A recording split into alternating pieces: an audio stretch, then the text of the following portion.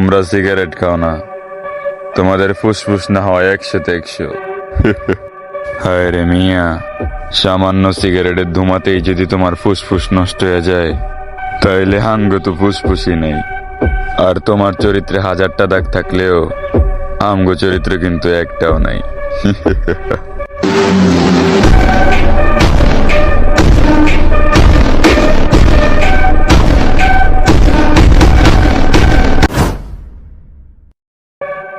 তোমরা সিগারেট খাও না, তোমাদের ফুসফুস না হয় 100-তে 100।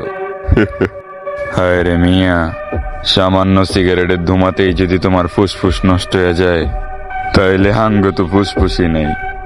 আর তোমার চরিত্রে 1000টা দাগ থাকলেও আমগো চরিত্র কিন্তু একটাও নাই।